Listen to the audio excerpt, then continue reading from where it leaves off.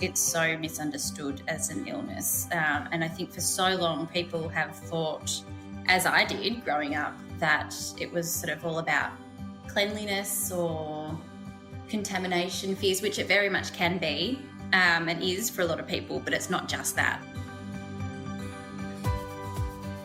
Hello, I'm Dr Jodi Richardson, and you're listening to Well, Hello Anxiety, a podcast where we end the struggle with anxiety and build our toolkit of practical skills to thrive.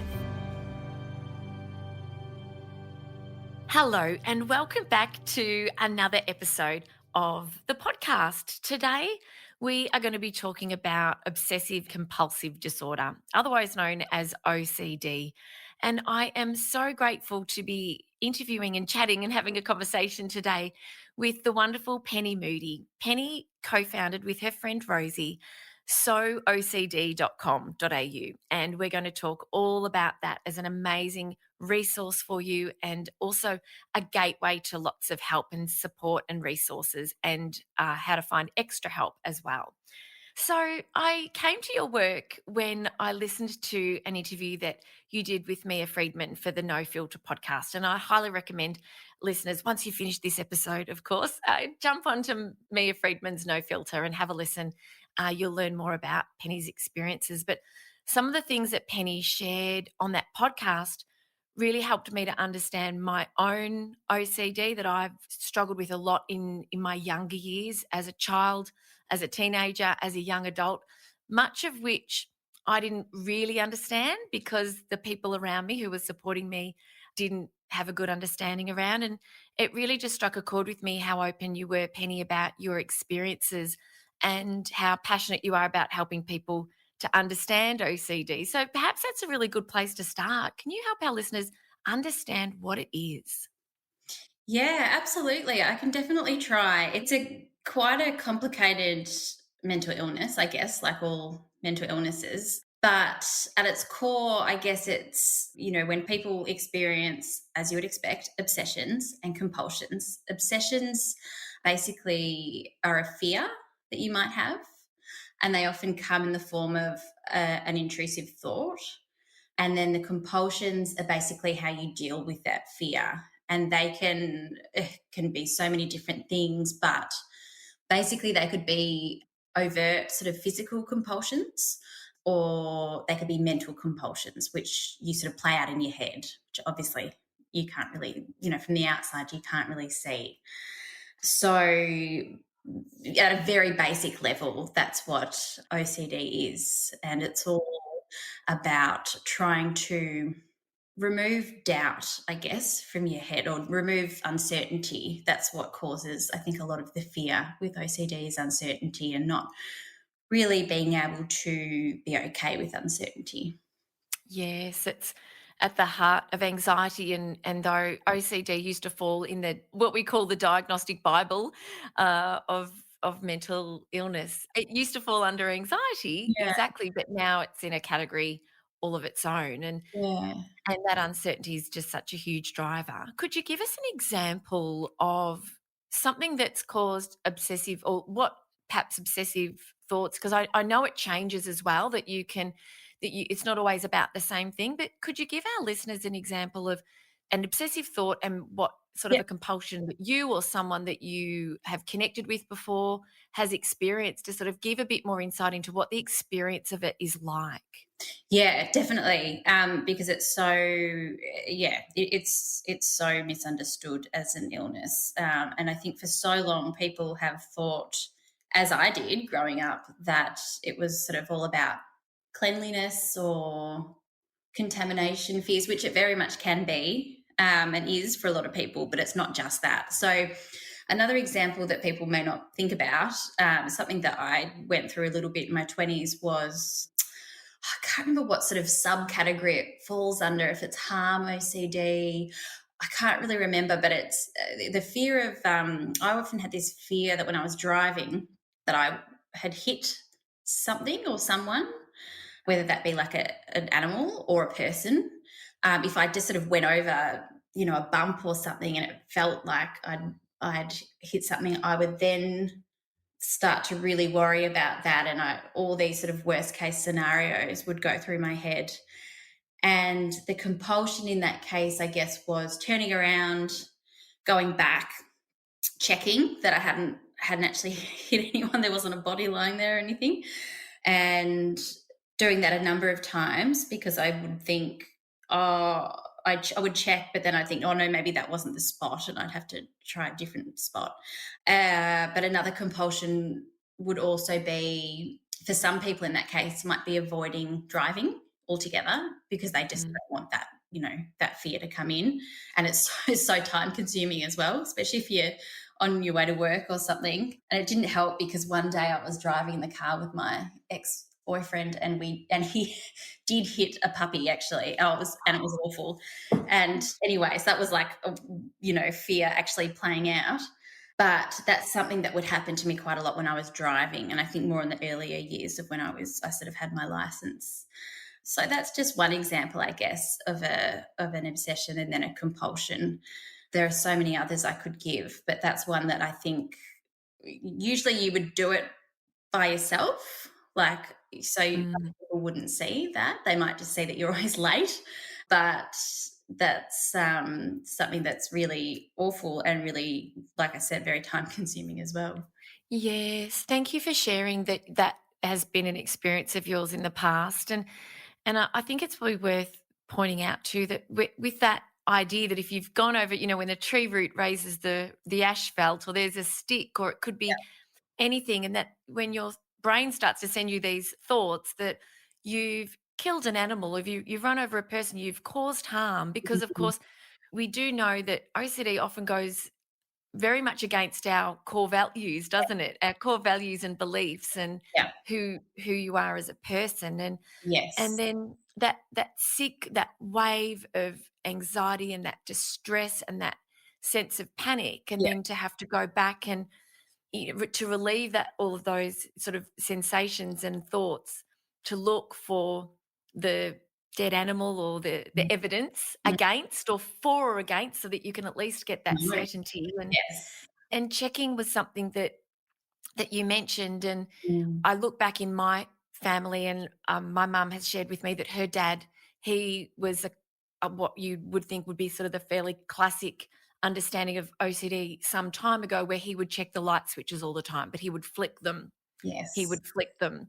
Yeah. And I grew up with a mum who would always go back to check if she'd turn off the iron. Oh, my mum's the same, but not only Yeah. the iron, but the oven constantly. Yeah. Oh. Yeah. Do you remember as a little girl being off in the car and having to turn around, and how did the rest of the family sort of respond to these compulsions? Yeah. Which yeah. Well, in my mum's case, she worked at the Children's Hospital for a while, and she was on the burns ward, and that made her very afraid of going to bed, leaving anything switched on.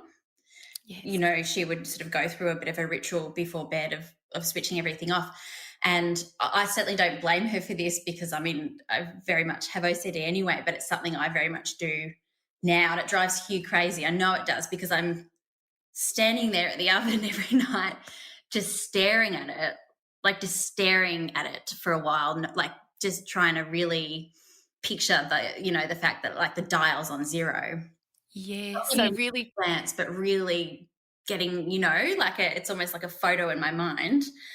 And actually, I know a couple of women who have OCD who, with the whole checking thing, which is kind of, how a lot of people see OCD, but it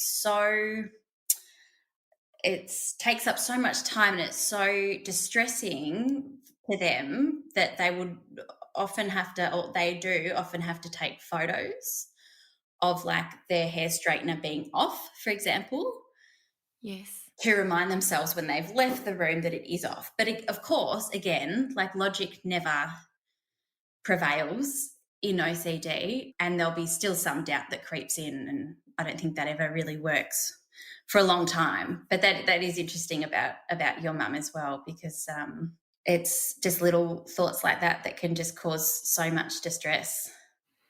So much distress. And I love that you touch on the fact that the rational, logical perspective just doesn't come into it. Right. You shared that you would stare at the oven, and we can take an action like turning off the iron, or because I'm medicated for my anxiety, and it's really quelled the OCD in an extraordinary way, which I'm grateful for, even though my philosophy and my passion is about helping people understand that you can have challenges and we can still move forward. Mm. It's good to understand them, but I would say out loud, the iron is off, and I would unplug it, and I would have to sort of, and that was a strategy that started to help. Switching the switch wasn't enough, Yeah. and I've now been able to drop the verbal out loud expression of what I've just done, and I can just turn it off and unplug it. And like you say, just try to concentrate, Yeah. because I think the autopilot way that we can live our lives, we can often, all those times we went back in the car, the iron was always off, the oven was always off, the hair straightener, it's always off. We do it, but we've got to be really mindful and Mm. present. And you shared earlier about, so we're talking about some of the noticeable physical compulsions. And could you share a few more ways that people, that the compulsions to sort of settle that uncertainty and that anxious overwhelm? Can you share with us a few more of the ways people do that that's obvious, and also some of the ways that it's not obvious, the mental compulsions? Yeah, definitely. Checking lights, like we're just talking about, checking power plugs, that can be very noticeable, even though a lot of people will often do it in private. So a lot of people won't generally know. Something that's sort of categorized, I guess, as magical thinking OCD, which is like an example of that was when I was little and I was really worried that my parents would die in a car crash if they went out, unless I would do a little ritual of things. So it was like knocking on wood and was like saying a few different things. And it was just had absolutely no connection to my parents. It made no difference really. Like now I, think about it.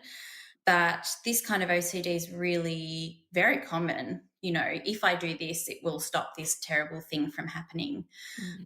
And they're often physical things. But again, a lot of people won't ever notice their loved one doing it because they'll often do it in private. And I would do it sort of at bedtime, I think. And my brother, I was sharing a room with my brother, and I'm sure he noticed, but he was like, "What is going on? What is going on with my little sister?" But it's not really questioned when you're so young, I guess. And I guess another kind of more common one would be washing your hands or Mhm. sanitizing your hands. And obviously with COVID, I mean, this contamination OCD will be going through the roof, which is really devastating. But constantly needing to be clean of germs or dirt or all sorts of different things. So that's quite a physical compulsion. Some examples of more mental compulsions. The obvious one I can think of is just ruminating. So Mm.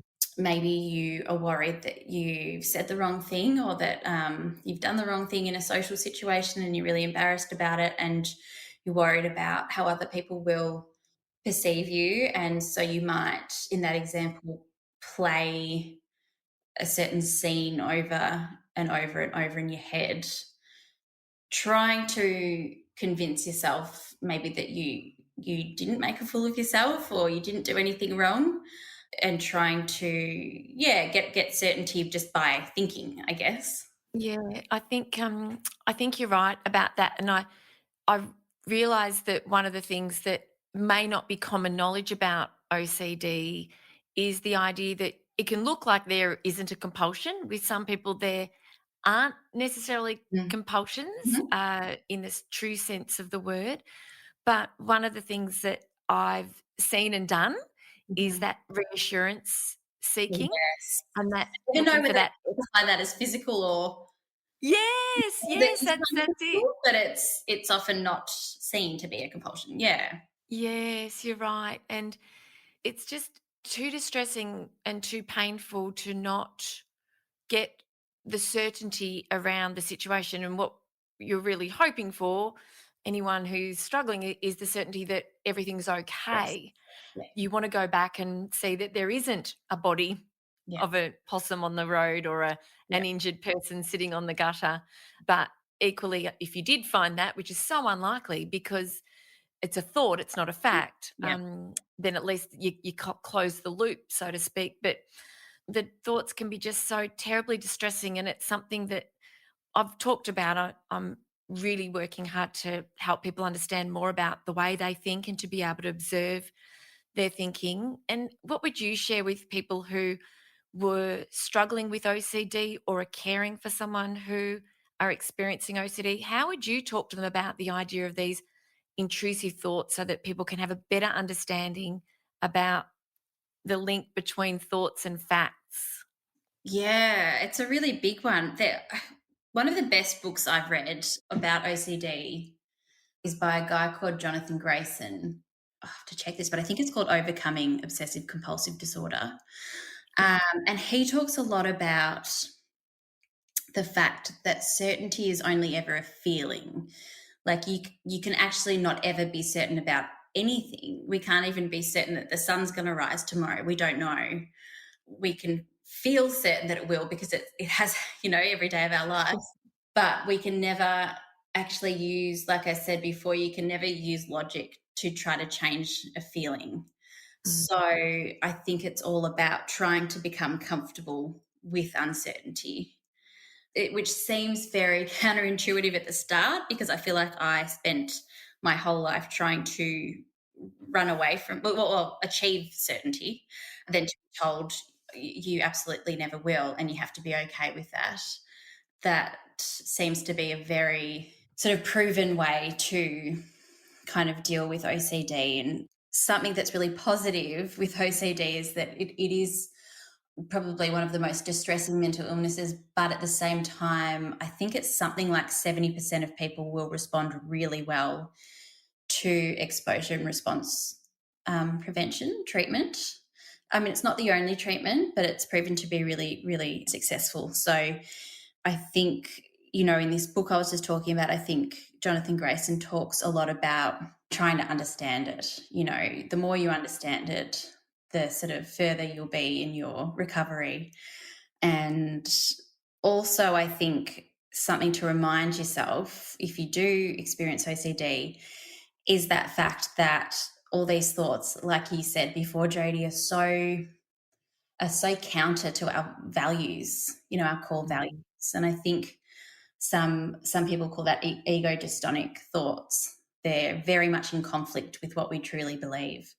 So mm, trying to keep that in mind is really, I think, can be really helpful because you've got to separate the thought from yourself because it's just, and I think that's something I took a long time to learn. But once it was pointed out to me, my psychologist was just like, you have a thought and then you see the action and you put them together straight away. And you've got to try to separate what they call thought action fusion.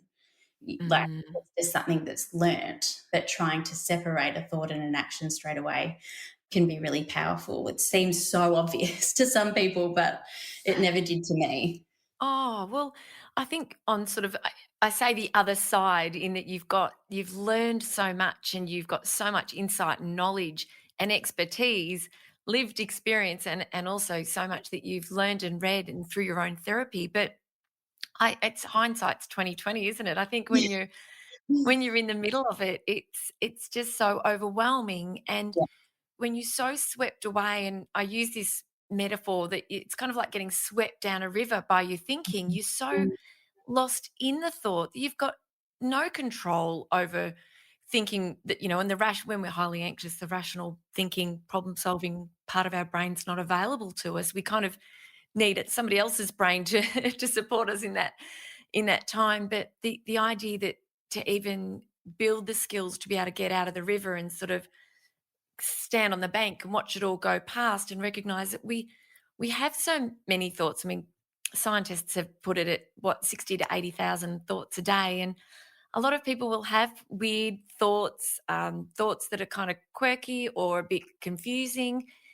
And people who don't have OCD can kind of go, "Oh, that was a bit weird," or not even really consciously kind of even acknowledge it, and it just kind of goes, doesn't it? Yeah. But Yeah. I recall as a kid, I was very much step on a crack and you break your mother's back. I believe that to my core and would Gosh. be distressed if I wasn't able to accomplish that on the way home from school on the pavement. And I remember, and I haven't shared this on the podcast, and for some reason I started having a really intrusive thought that I was going to stab my parents with a fork. Very random, very strange. Yeah. Great parents, like happy home. Yeah. No reason for, even to this day, I sort of think, wow, that was just a random thought, but my brain just latched onto that, and that was just such a distress, and I just have to see a fork or, Yeah. just to Yeah. be reminded. I told someone once and she said, "Why a fork?" And I'm like, "Beats me." I don't know. Um, and but it you feel so worried, and you're like, "What does this say about me? I must be just the most horrible person." And It's it's the opposite so of that though, isn't it? It's because you find it so distressing. It's like that's the last thing in the world you would want to do, which is why it causes you so much distress. yes. One of the things I researched in Anxious Mums, and I was reading about it on your beautiful website, is the idea that having the thought doesn't make you any more likely to actually go through with the action, and that mothers who have intrusive thoughts about their infants, because OCD, the risk of OCD just skyrockets in that Yeah. perinatal period, doesn't it? And that you can have a thought, I'm going to throw my baby out the window, or how can I make this baby stop screaming, and have intrusive thoughts, but it's very distressing to have them, but you're not actually ever going to do that. That's more likely than the average person to No. harm or follow through, but it just can make you feel, yeah, pretty rotten. Yeah. It's a really worrying thing, I think. I don't know what the research is around it, but I just know, like, in terms of numbers and if it's going up or not with sort of postnatal, women in that postnatal period. But I just know of a lot of women who've been through that, and women who might not have experienced OCD before having kids, but then having kids, being absolutely exhausted and having these thoughts, and then they turn into these loops. And when you're sleep deprived and your hormones are going all over the place, it can be a very awful experience and a very isolating experience if you don't know what's going on. Yeah. And I worry there's not enough support out there for mums who are going through this. And also just not enough awareness, because a lot of people, like you say, will have the thought and then think, well, this makes me a terrible mum, and completely irresponsible, when really it's just, we all, like you say, we all have these thoughts, and we all kind of have to have these thoughts sometimes. I think the brain, you know much more about this than I do, Jody, but I think you have to play through certain scenarios in your head. It's just human nature, but it's just latching onto certain ones, which can be really distressing. And then often mums or dads going through this won't know what it is, and won't then seek help. So, because they're too worried to share these thoughts with anyone else because they think other people might judge them. It does, and if my memory serves me, which it doesn't always, I recall something in the order of 135% increased likelihood of obsessive and compulsive thoughts and behaviors of OCD in the period after birth, Wow. for a period of time. Wow. And I think what you've just said, I agree with you wholeheartedly. There's so much shame. Yeah. There's so much shame, and from what I've learned through Brené Brown's work, that the idea of shame is that if I share this, I'm going to be excluded, I'm going to be on the outside, Mm, and that's what can really mean that people are suffering mm, alone. mm, And you're in no state when you've got little ones to necessarily have the reserves or the resources or even the time and space to be able to kind of get a good view on what you're going through. And no. I guess that's a good thing for us to sort of touch on, in that it'll mean that it's the people around them that Yes. will hopefully be able to observe behaviours. I remember it's fascinating, Penny, and I again, I'm just so thankful to have a conversation with you and be able to share more light on this for people. And I'll just that conversation you had with Mia, the things that you shared just got me because I could reflect on where it had played a big role in my life, but there was so many experiences of OCD that I never attributed to that. Mm. Uh, it's funny, while I'm talking to you, I'm looking at this place where I used to breastfeed, and sorry, fellas, I know that there are lots of fellas that I our son had a tongue tie and I had to use nipple shields. So there you have it. There's a little bit of insight you weren't expecting. That's And what you and wanted to do, yep. yeah, um, If and breastfeeding isn't hard enough. Yep. yeah, exactly, Mm. exactly.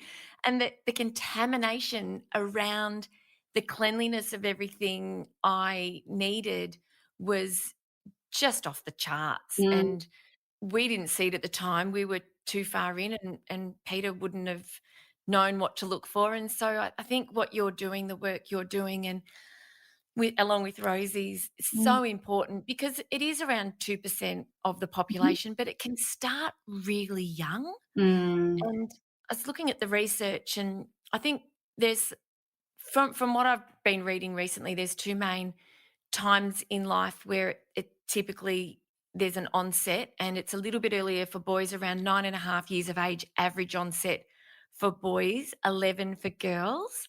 But Okay. then there's another bracket in the early 20s. Yeah. And what was your experience? When do you first recall experiencing OCD? Or when can you look back and reflect that you were Mhm. experiencing OCD?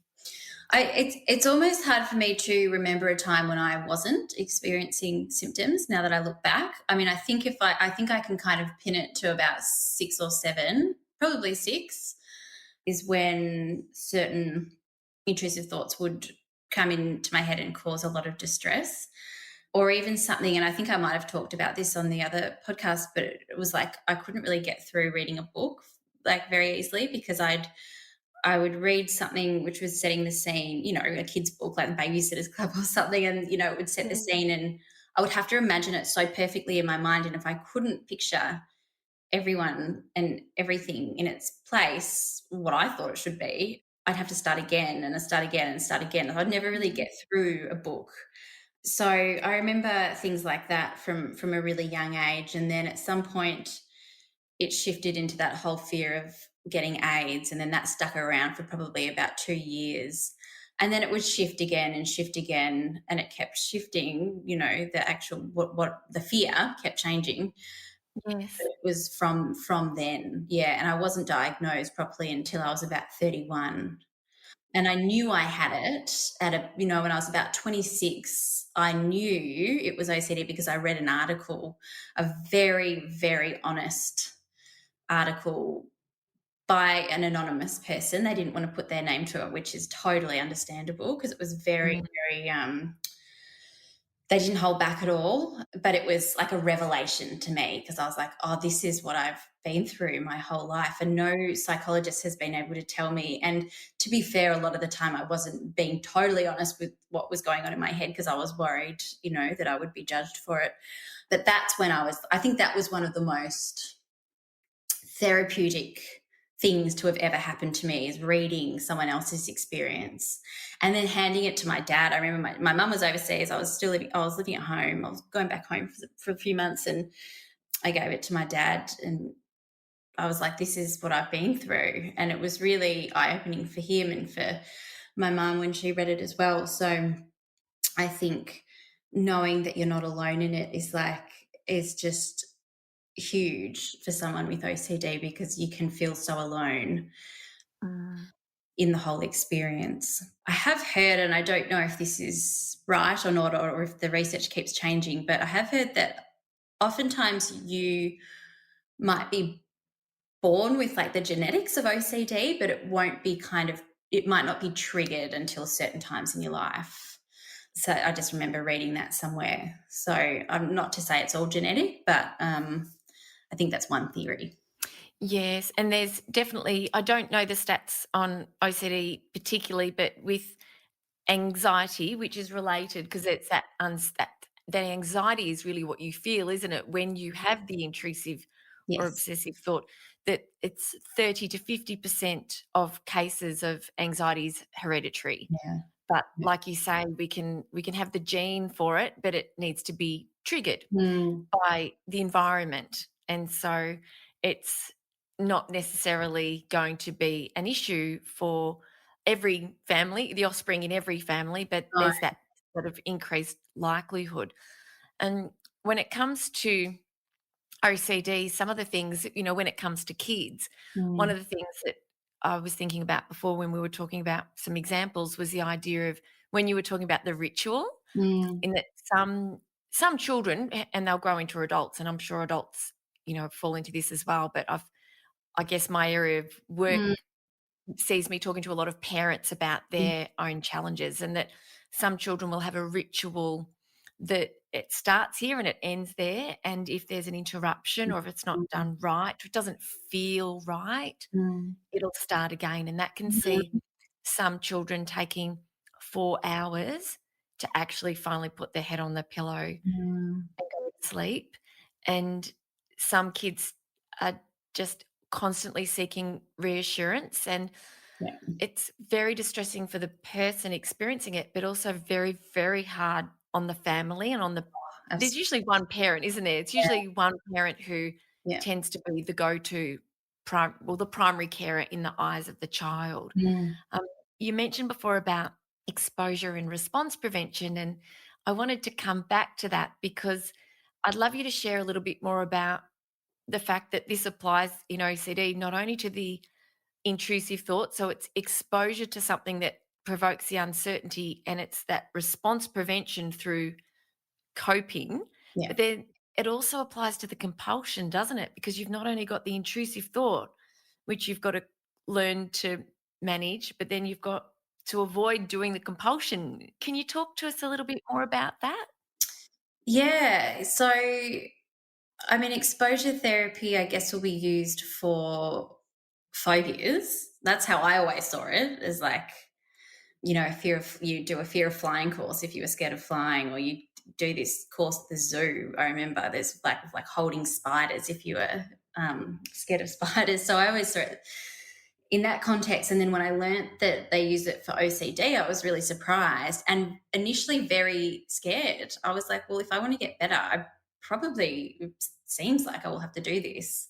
I don't want to do this. This is facing your fear head on, and it's not. I'd spent so long doing kind of your standard CBT, which and I wasn't getting anywhere with it. And I know some people do, and I think a mixture of exposure and response therapy and CBT can be really good. But I was just doing cognitive behavioral therapy, wasn't really getting anywhere, and so I thought I have to do it.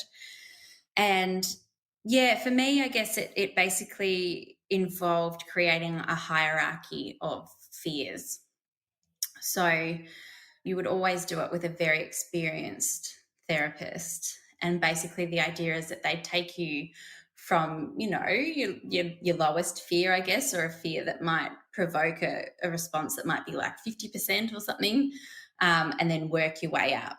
And the whole idea is, like you say, you're trying to trigger yourself, I guess, into having a fear response, and then sitting with it and not performing the compulsion, which is Mm, so difficult, but it can be done. And the whole idea is that at the start, you will get very anxious. You probably will be panicked, mm, and this is why you've got to do it, and initially you might do it with the therapist in the room. Your heart rate will go up, you might start sweating, you might, you have this real fear, might be sort of like a fight or flight response. But after doing it and doing it and doing it and doing it, the idea is that that fear will get less and less and less, to the point where you mm, get triggered, and you might still have an anxious response, but you can sit with it and not play out whatever compulsion it is. Because I've read yeah, that compulsions are sort of similar to using thought suppression. It doesn't work with OCD. The more you play out a compulsion, the more you're going to have to do it, in future. mm, So that's been my experience with exposure and response prevention, and it's not an easy thing to do. I don't think anyone would say that it's easy or pleasant, but it can be very, very successful. it's something that is more accessible now for some with the introduction of virtual reality ERP. Yeah. Have you No, Yeah, I've read about it. I don't know anyone who's done it, yeah. though, but that's fascinating to me. So it's amazing to see, despite the impact of technology on the population's mental health as a whole, which is a topic for another day, that it's really amazing to see that for people who have a fear of heights or Mm, flying, that, like you say, you can step through. So it's that hierarchy of, well, what's the least anxiety provoking thing I can do that'll challenge me, like you say, at a low level. And then once you've repeat, repeat, repeat, repeat, then you take the next step. And mm, some people get very creative. I know a mum who had a child who struggled with separation anxiety. mm, And so what she did for her daughter was so creative. I don't know that I could have come up with this, but as she was sort of came up with the hierarchy with the psychologist, she got to the point where, because when it's separation anxiety, they're kind of with you or they're not. yeah, And so you can't be completely. half there. And Yeah. um, what she did as she was building up to a sleepover was, and this took a lot of trust, and there was so much trust and conversation around it. But eventually, her little girl could go to a trusted friend's house, have a fun play, have dinner, watch a movie, eat popcorn, whatever, go to bed and go to sleep, knowing that mum would come and pick her up. Mm, So fall asleep somewhere, mm, but know that mum was coming, because she couldn't have just fallen asleep and had a sleepover and gone through the night. But she mm. built her up with this Yeah, hierarchy of step by step, and it took yeah, quite a long time, and sometimes it's 2 steps forward and 3 steps back, it can feel like. yes. But it there's and I guess one of the things that you've said that's just so important, I think, for all of us, whether people listening are listening because you have your own struggles or because you're supporting somebody who does. But Dr. Renee Keisha put it beautifully, just when we feel like we're getting a sense of control, life has a way of showing us that, sorry. Um, and so I think that idea that if we can accept that life has lots of ups and downs, and there are times when we feel at ease and content and excited or hopeful and optimistic. And in the same day, you can feel worried and anxious and fearful and disappointed, and that allowing all feelings to come and go. And as you've said with OCD, just really being able to accept the uncertainty and that discomfort Mm, and not have to wait to feel comfortable to mm. be able to get on with life, because otherwise it just costs way too much, doesn't it? Yeah, it does. It costs so much time, and it's something I wish I had learnt at a much younger age, and it was impossible. And I think, like you mentioned earlier on, Jodie, like it was impossible because no one around me knew what was going on, for so many different reasons, but mainly because there's just absolutely no awareness of what OCD is, or was at the time. And I think like it just makes me think of whenever I went on holidays with my family, that's when it would really peak because that's when I'd want everything to be perfect. Mm, And if things didn't seem perfect, then it was like everything had come crashing down. So I think learning from a young age that you can have all these different thoughts and you can sometimes feel a little bit unsafe or a little bit anxious or uncomfortable or whatever, and it's all part of the experience is so it's a hard thing to learn, especially for kids. But I think trying to get that message through at a young age is really important, that your head can be tangled and it can be messy and you don't have to work everything out.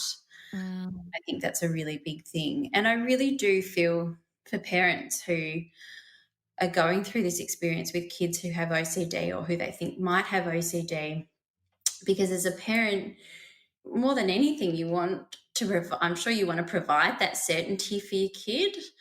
I know my mum did, when I was constantly going to her for reassurance.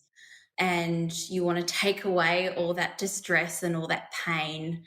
And so you often will try to provide reassurance for them, or you will do whatever it takes for them to kind of play out their compulsion sometimes, I imagine.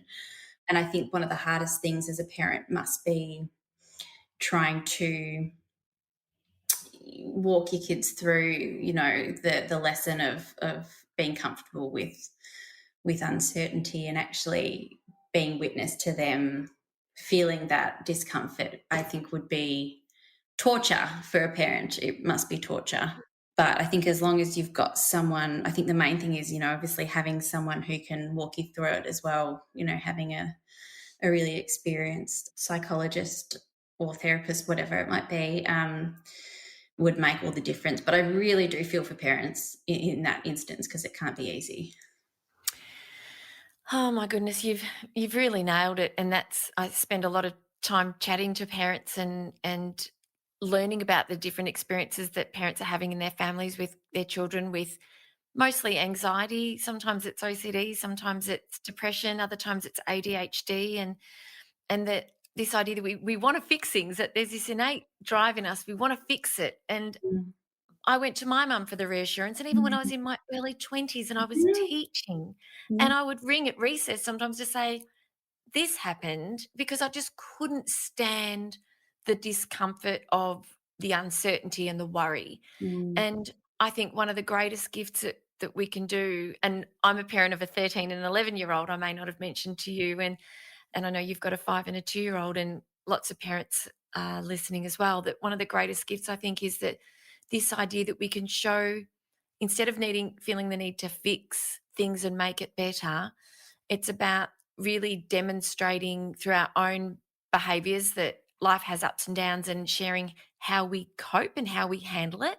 Mm. And I've talked before about coping out loud, Mm. and I have a blackboard that I keep in our family room, and I'm always writing just a little something. Sometimes it's a quote, sometimes it's just a little message. And at the moment, it says something along the lines of, "What didn't go the way you expected today? Question mark. What did you do about it? Question mark." Yeah. And that's a prompt for Love that. Pete and I to also share with the kids, so that it just becomes part of the vernacular of a family, is that when things go wrong, not what could I have done to stop it or how can I fix it, but, well, it's difficult for me, but this is what I'm doing about it. This is how I'm coping.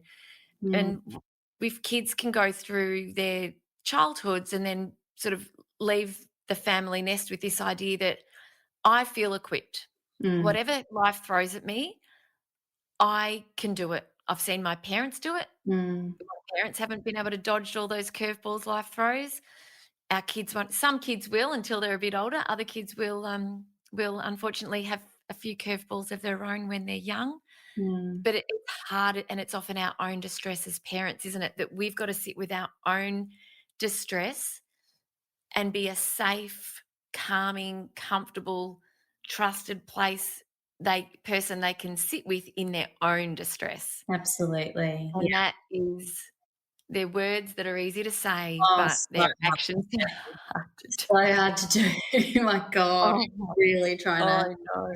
trying to Oh, learn that goodness. at the moment. But I think it's such an important point, like you to help your kid who might have, OCD or anxiety. Obviously, you want to be a really safe place for them to open up and to feel like they can come to you with anything, no matter how crazy the thoughts might be. But it's then, learning ways to, like you say, not take the pain away and not necessarily provide reassurance that they're so desperately wanting, which can be so hard, but still being that place that they can come to so that they can at least get it off their chest and you can listen and you can be there and you can be a very safe place. So I think that's a really important point.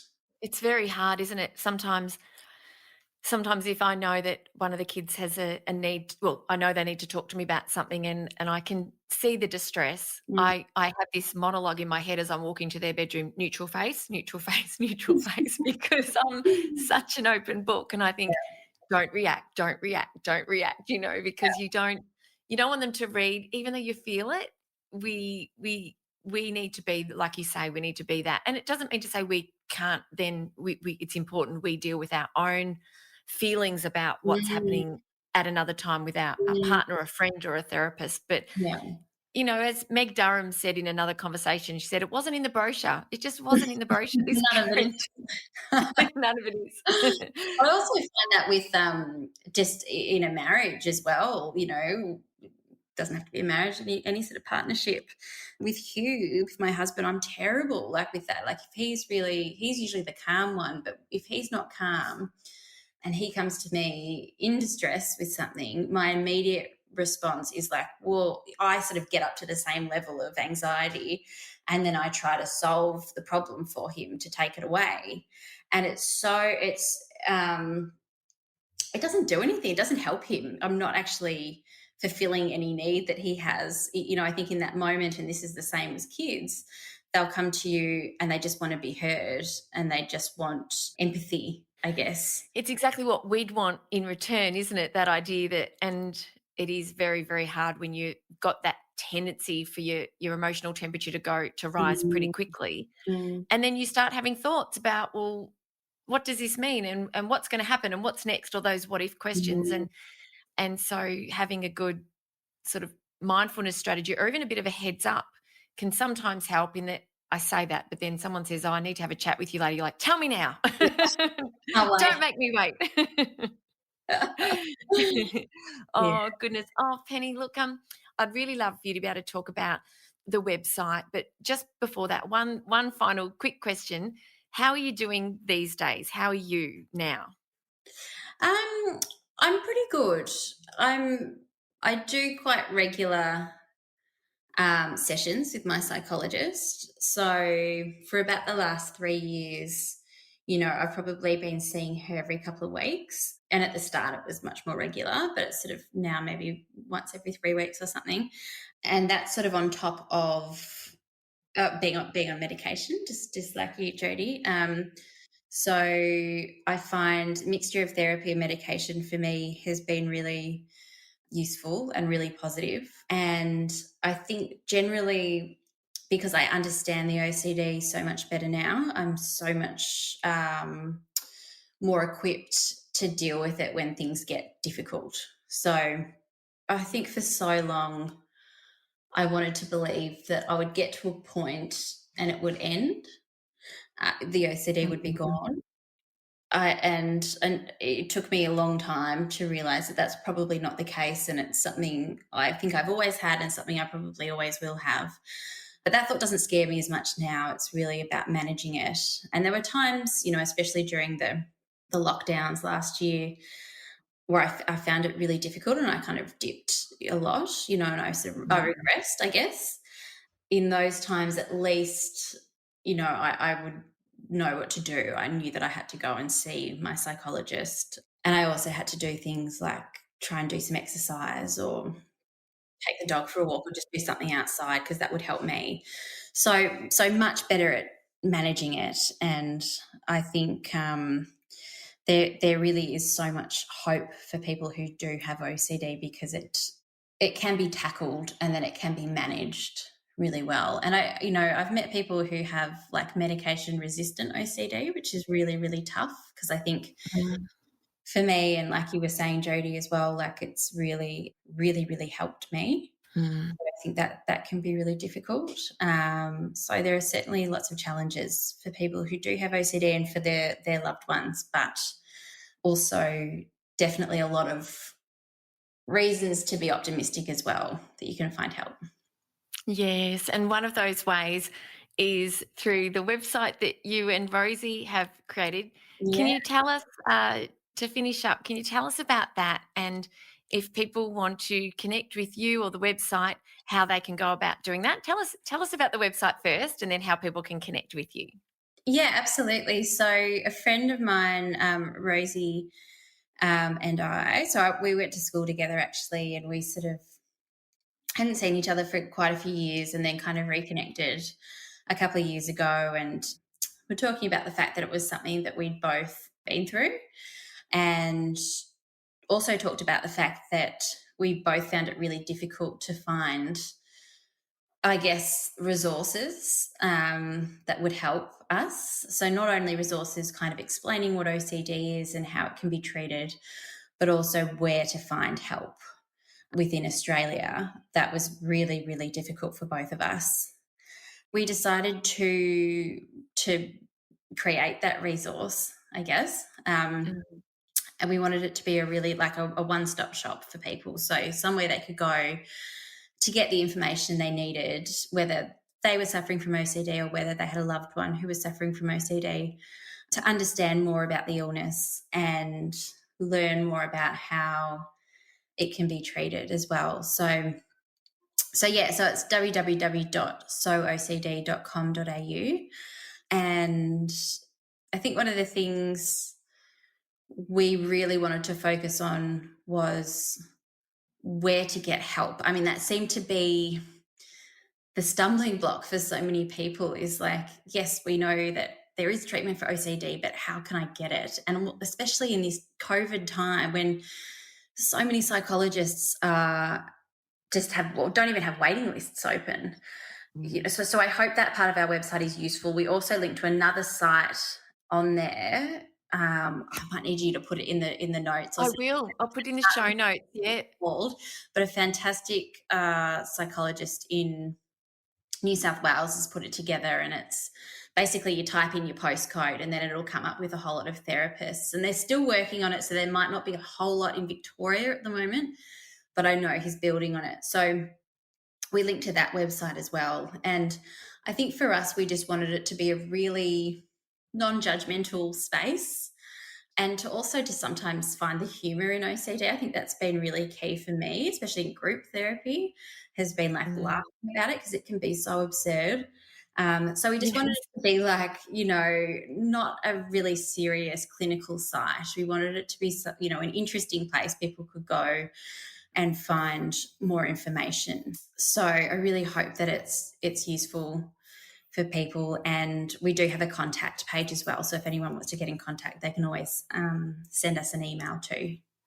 Oh, brilliant. Oh, thank you. And I've so enjoyed, and it's not the first time I've been. As soon as I learned about the website, I spent some time looking and learning and reading, and it's so relatable. And it's a place where you can go as someone who's experienced OCD and feel understood. It's written, it's very clear, it's written by people who actually genuinely get it. And you've done a brilliant, beautiful job of it. It's not only interesting and trusted and got great insights and lots of beautiful information and resources, but it's a really lovely place to be. It's just the Well, design and everything is a really nice place to visit. So I encourage people listening to have a look. And I just love to add that what Penny was saying before about getting help, that there is a reason to be optimistic, because when it comes to these challenges, we live in a time where things are very different. You and I, Penny, obviously grew up. mm, I'm predicting I'm a bit older than you are, but I'm predicting, that the resources were pretty thin on the ground. Even if someone did understand it when you were young, when I was young, nobody got it. It was 31 when you were diagnosed. It took 20 years from 4 to 24 for my anxiety to be diagnosed. Not, and I'd had OCD throughout that. Plus, I ended up clinically depressed. But mm, when I got diagnosed and told, "This is what you have depression," the relief was mm, palpable, because it's like, "Oh my gosh, that must mean people understand this thing that mm, I felt so alone in." mm. And when they say, "This is what's happening, I can see it. I can see this is what you've been experiencing, and this is where you can go and start to get help." And so it is hard to go through these things as humans and as families and as parents, but the sooner you're able to recognize it and seek the help and get the help and get on that road, you'll be amazed at the inroads that you can make. So, Yeah, and you um, can also, just on that point, you can also feel so vulnerable when you're stepping into the health system, I think, especially when you're not in a good place.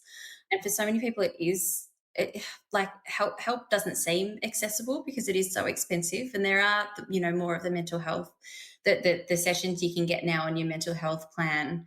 But you can feel, yeah, like I said, very vulnerable, and there'll be a lot of GPs even who might see people who still don't quite understand OCD. So you might not be diagnosed straight away, and if you can, not everyone has the privilege of doing this, but if you can, I would certainly recommend trying to get second or third or fourth, opinions, because it won't always be picked up, and it rarely is picked up straight away. So, but you're right, we are at least living in a time when it's more, I think there's much more discussion and much more openness, and that's a really positive thing.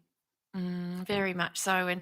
And you sharing your story really helped me learn more about myself. And I thank you again for joining us today here for the podcast, because again, you sharing your experiences, your insights, and everything that you've learned, again, the ripple effect of, the people listening and understanding what's happening in their own lives or in the lives of friends or family, it's infinite. So you're doing amazing work, and you're doing brilliantly to share what you've been through, what you're continuing to go through, and how you're handling it in just such an accessible way. Oh, So thank you. thank you, Penny, so much once again for joining us. Thanks for having me. Thank you so much for joining me for this week's episode. If you enjoyed it, please subscribe and leave a review. To keep the conversation going, I'd love you to join me over on Instagram. You'll find me at Dr Jodi Richardson. Also, if you'd like a copy of my free 5-day mini email course, Calm Your Anxious Brain, then jump over to my website, drjodirichardson.com, and you can sign up down the bottom. I've really enjoyed having your company. Thanks so much. See you next time.